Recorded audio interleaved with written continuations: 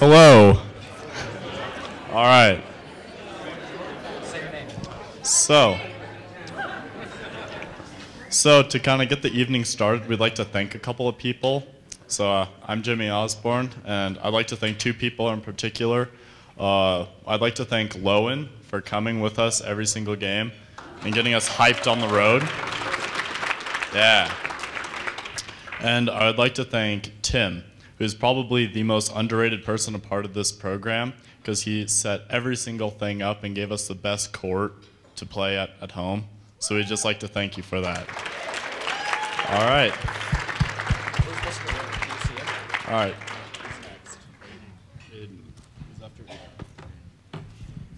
All right, I'm Aiden Knaus, and I would really like to thank Mr. Leon Rink. He has been here supporting us for all of these 4 years. Every year, he gives us new gear like backpacks to sweaters to t-shirts, all of the coolest stuff. It's amazing. Whenever Mr. Rink is there, he's always running the clock or helping us out in our games. And he's just always there to support our team. And finally, he's also running the HAB and help paving the way for all of the future generations of the basketball team. So that's huge. So thank you, Mr. Rink, for all the help that you've done for us this year. Who's next? Hi, I'm Ben Bogan, and I'm here for JP. This year was a first for a lot of us, and it was our first year of high school, and it was your first year coaching us. We started the season with 20-plus players, and we only ended with 8. The C team got a technical this year, but it wasn't because of me. The main thing we learned this year was defense, and I think it showed really well because we only lost 1 game this year, and it was a great year. Thanks for keeping it fun.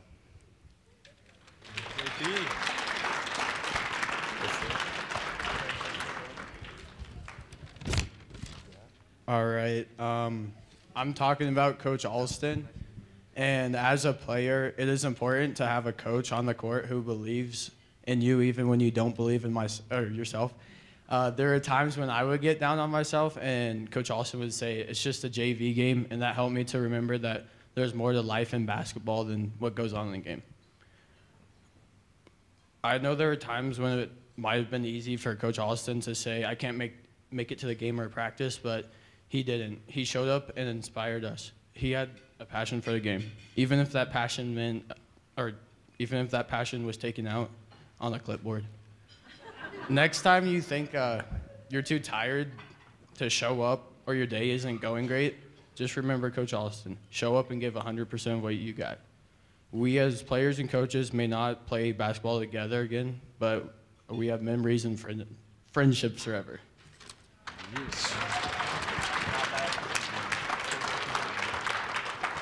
Hello, my name is Jackson, and I'll also be talking about Coach Alston. So I just wanted to share a little story.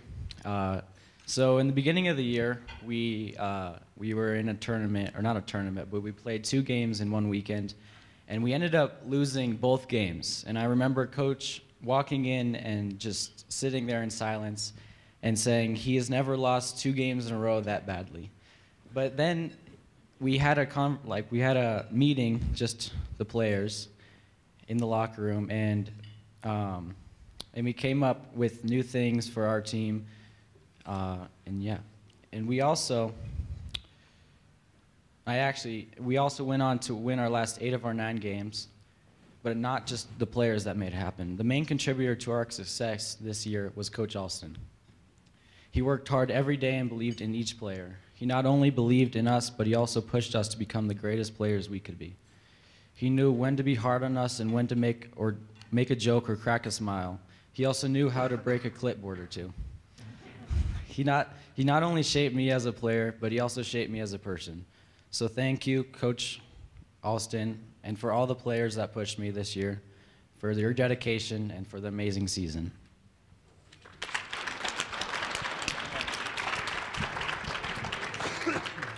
Alrighty. Dawson was supposed to thank Coach Meek, but he has class, so I will take it over. Coach Meek was always there for me throughout the summer. I remember I played basketball down in Denver, and I remember a little just part where I was there. There was like 100 different kids at tryouts. I thought there was no way I was going to get recognized. After the tryout, I called Coach Meek and said, hey, what can I do to get noticed? He made a call that day, like minutes later, and I was basically already on the team. So I just want to thank Coach Meek for everything. He helped me out throughout the summer. He always was there to open up the gym and work us out, so thank you very much, Coach Meek.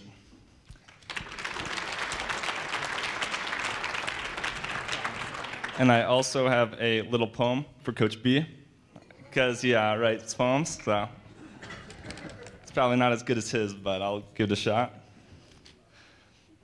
Coach Bronner, he is so kind. He always has something on his mind. Normally it's ball pressure or rebound, but we couldn't have won the league if he wasn't on the team. He is so giving, especially when we're winning.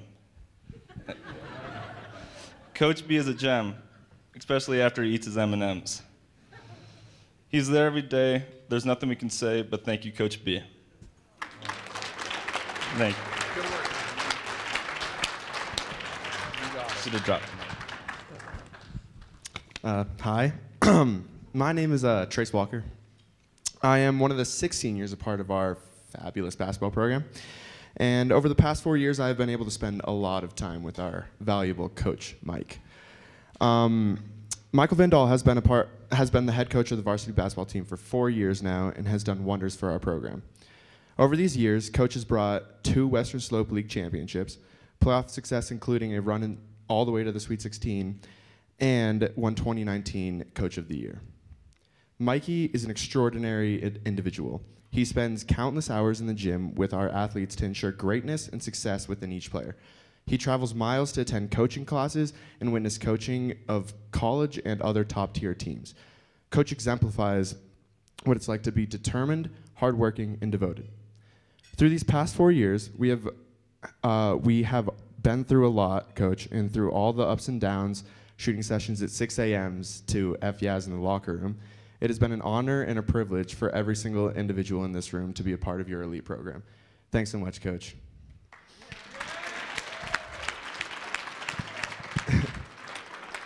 And now can I invite Coach to come up here, as well as Mac, Ethan Rineker, and Coach Meek.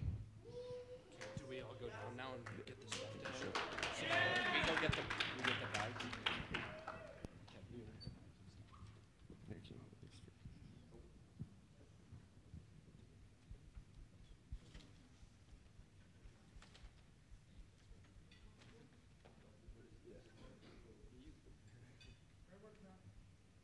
Thank you. You want to go first, Coach, or me? All right. Hello. For those of you who don't know me, I'm Ethan Rineker, Mac's older brother, also the first Rineker to win Western Slope Player of the Year. just so everyone knows. We're going to give a special shout out here to the head coach of the year for conference and the Western Slope Player of the Year. So I'm up here to talk about Mac. They couldn't ask Mike to do it because it's not confirmed if he scored 1,000 points or not. They really wanted someone who didn't score 1,000 points to do this. I'm your man. I currently am a sophomore at St. Norbert College in De Pere, Wisconsin. I play basketball there. I didn't play a whole lot this year, but that's okay. All right. Thanks, Mike. So I could just stand here and list all the Mac's accomplishments, but we might be here for a little while, so I'm going to skip past that. One of my favorite memories is our first game that me and Mac played together. It was down in Grand Junction Central, I believe, and I was freaking out, personally. I was a junior, going to start my first game. Was supposed to be one of the better players on the team. I think I came out and scored like 4 points, maybe. And I remember as Mac before the game just laughing and joking around like, oh, this is no big deal. This is basketball. And basically sums up Mac. But he went out and had a great game and everything, and I just remember him being so confident and sure right off the bat. And that was just very inspiring to me as a person and a player, because just to see somebody have so much confidence at such a young age and be so passionate about something, it was very inspiring, even as somebody who was older than him.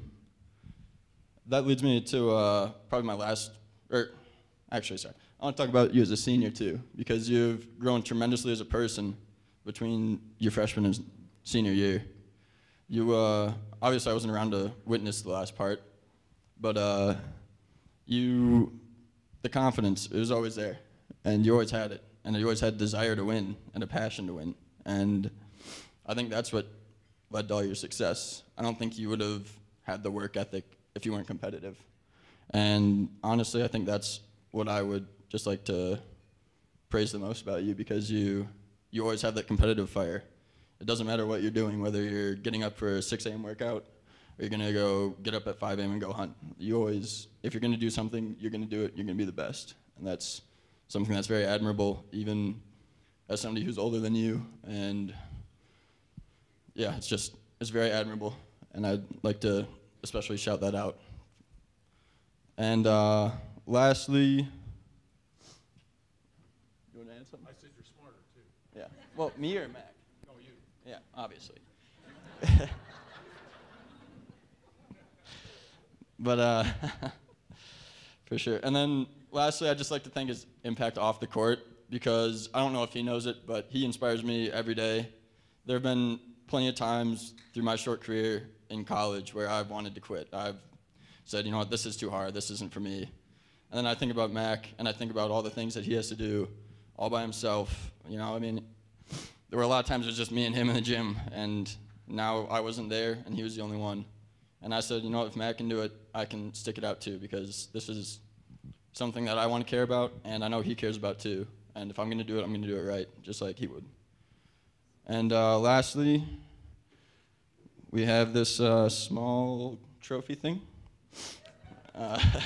Western Slope Player of the Year, and then the first confirmed 1,000-point scorer in Steamboat Springs basketball history with 1,129 career points. So congratulations, Mac.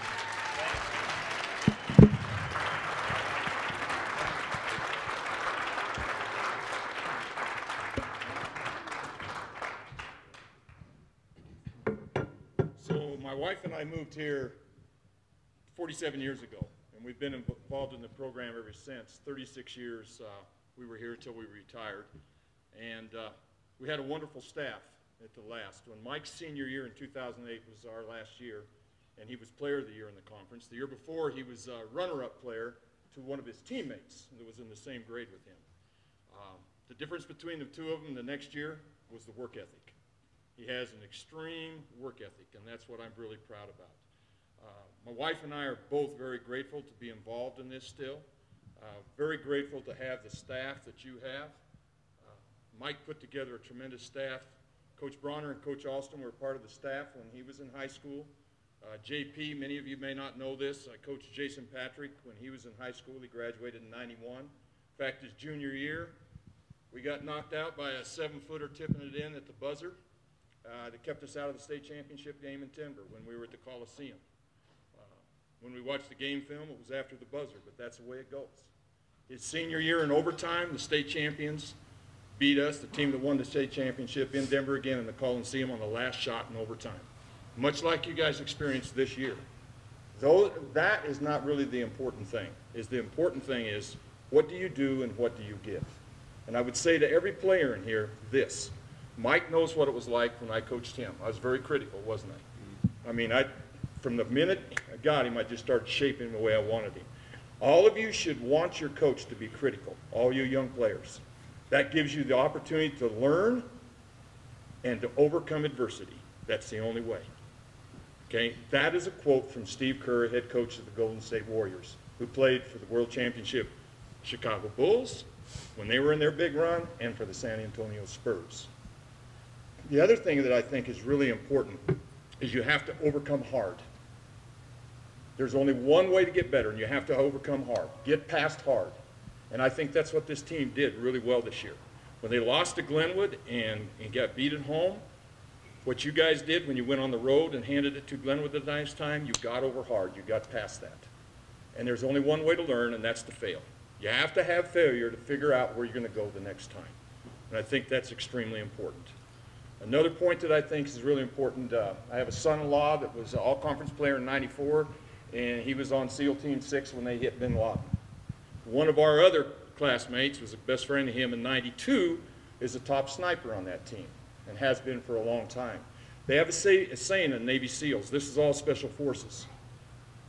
When the pressure is on, you never rise to the occasion. And I never thought about that, because how many times, Coach Adams, did you say, well, we really rose to the occasion tonight? You said that to a team. I said it.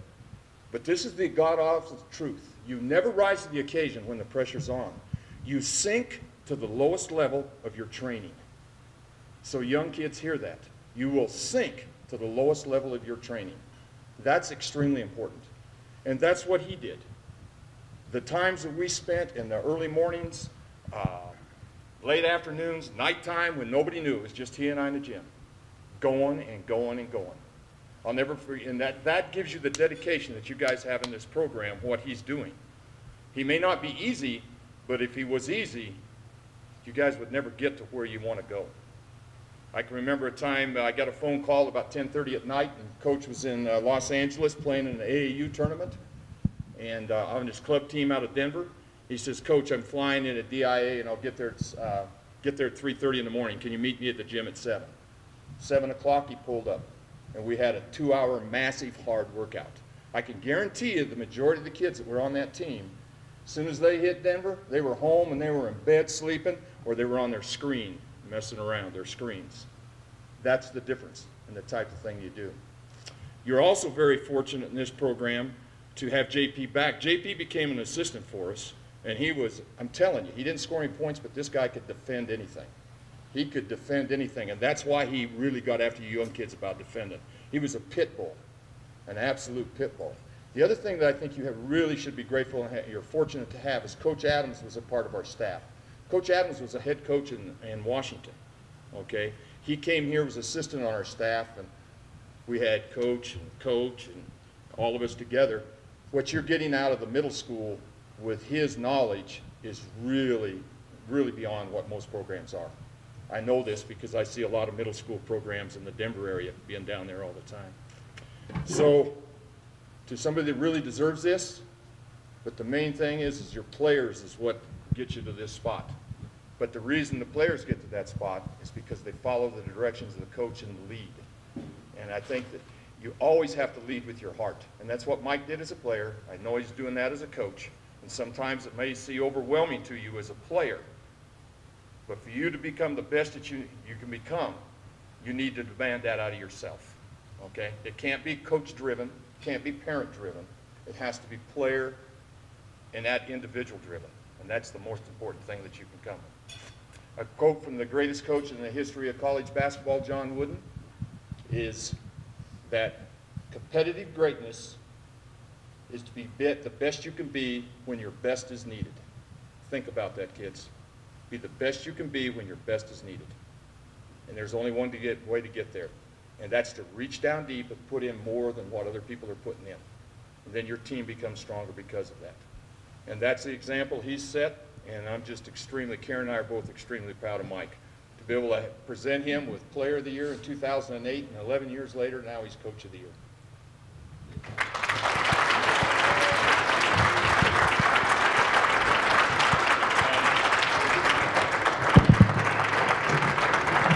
Yeah, Coach JP will come up and recognize the C team players now.